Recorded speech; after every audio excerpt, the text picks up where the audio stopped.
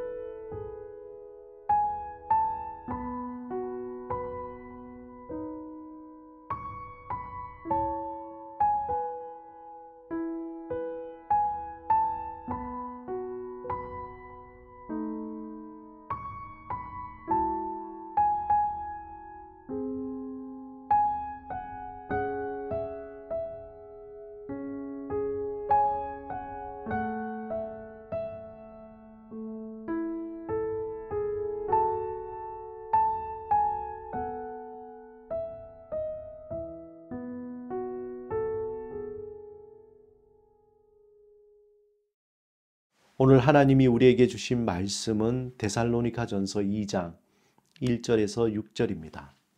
오늘 이 말씀을 통해 하나님이 우리에게 주시는 음성을 듣겠습니다. 형제들아, 우리가 너희 가운데 들어간 것이 헛되지 않은 줄을 너희가 친히 아나니, 너희가 아는 바와 같이 우리가 먼저 빌립보에서 고난과 능욕을 당하였으나 우리 하나님을 힘입어 많은 싸움 중에 하나님의 복음을 너희에게 전하였노라. 우리의 권면은 간사함이나 부정에서 난 것이 아니요 속임수로 하는 것도 아니라 오직 하나님께 옳게 여기심을 입어 복음을 위탁받았으니 우리가 이와 같이 말함은 사람을 기쁘게 하려 함이 아니요 오직 우리 마음을 감찰하시는 하나님을 기쁘시게 하려 함이라. 너희도 알거니와 우리가 아무 때에도 아첨하는 말이나 탐심의 탈을 쓰지 아니한 것을 하나님이 증언하시느니라. 또한 우리는 너희에게서든지 다른 이에게서든지 사람에게서는 영광을 구하지 아니하였노라. 오늘 우리가 읽은 본문 말씀을 전체적으로 바라볼 때에 그 본문에서 느껴지는 하나의 메시지는 온유라는 것이 무엇인지 잘 보여주고 있습니다. 온유라는 것은 한자로 따뜻할 온자에 부드러울 유자입니다. 말 그대로 따뜻하고 부드러운 마음이라는 것이죠. 원문에는 프라우테스라는 말이 있는데 이 말은 영어로 보면은 자상함, 따뜻한, 겸손함 이렇게 번역이 됩니다.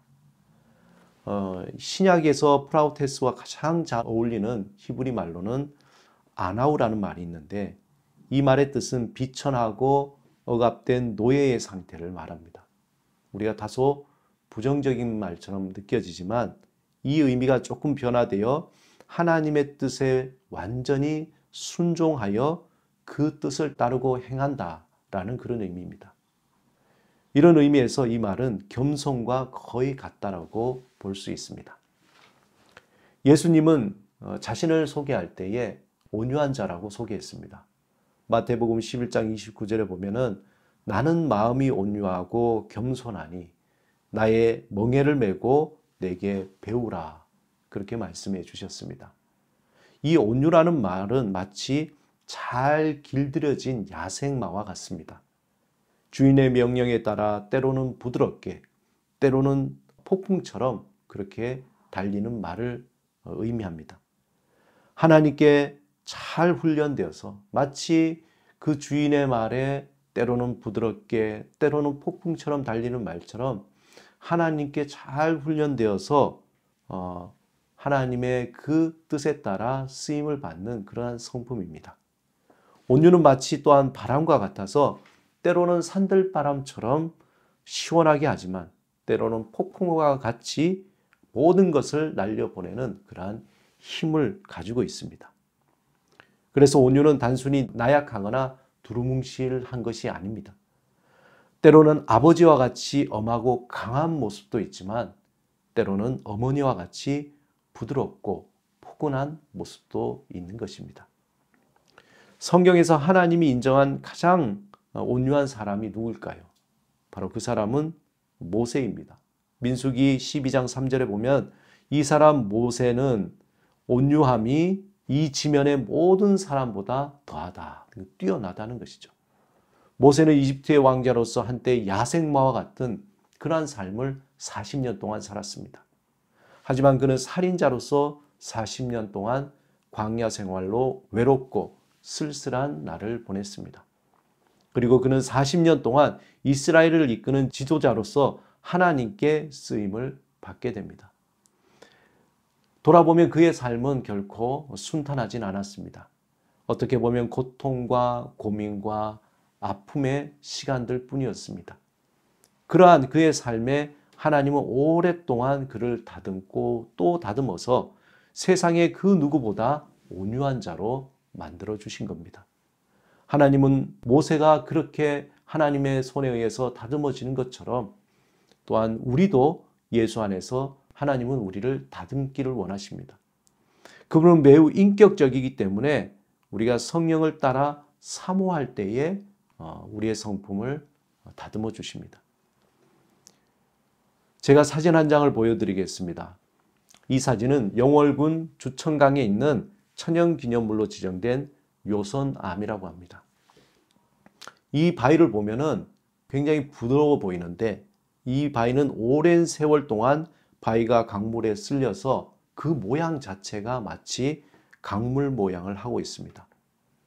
지금은 매우 부드럽게 보이지만 사실 이 바위는 흐르는 강물에 깎이고 또 깎여서 마치 강물과 같은 모습을 하게 된 것입니다. 보기에는 매우 부드러워 보이지만 실상 이 바위는 정말 강한 바위라고 볼 수 있습니다. 그 수많은 세월 속에 그 강물에 쓸려가지 않고 그 자리를 버티고 계속해서 있던 것이죠.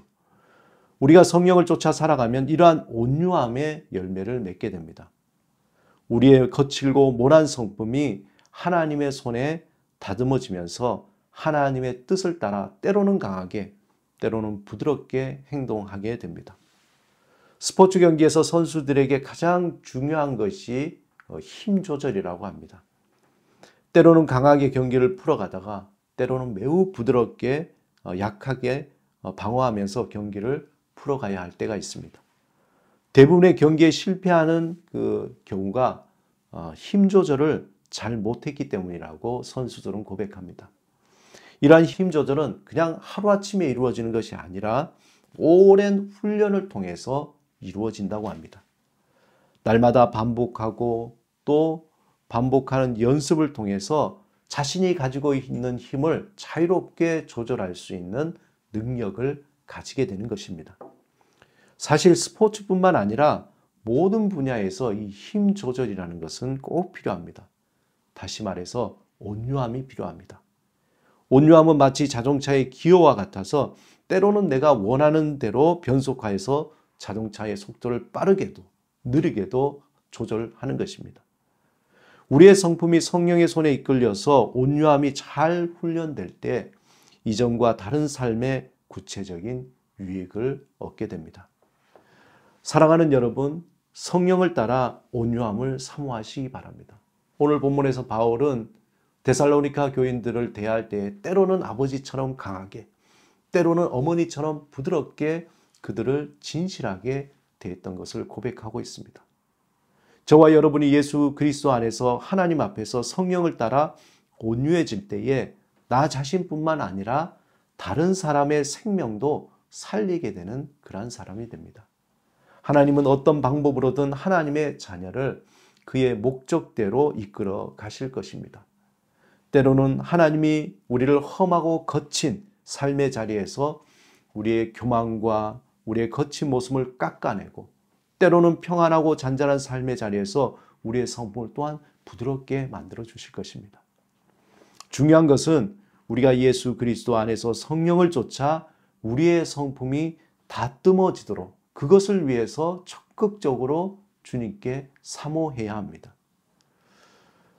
날마다 하나님께 우리의 마음을 닫고 거부하지 않고 오히려 우리의 마음을 열어서 하나님 나를 변화시켜 주시옵소서, 나의 성품을 변화시켜 주옵소서, 나의 모나고 교만하고 거칠한 모습들을 다듬어 주옵소서 사모할 때에 하나님은 조금씩 우리의 성품을 변화시켜 주실 것입니다.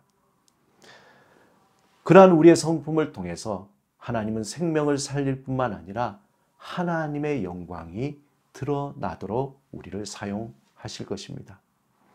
날마다 다양한 삶의 자리에서 우리를 더욱더 온유하게 변화시키실 주님께 가까이 나가며 또한 그 하나님의 뜻대로 하나님의 손길에 의해서 변화될 나의 모습을 기대하며 오늘도 주님 앞에 성령님께 우리의 삶을 맡기며 살아가시는 여러분의 삶이 되시기를 주님의 이름으로 축원합니다.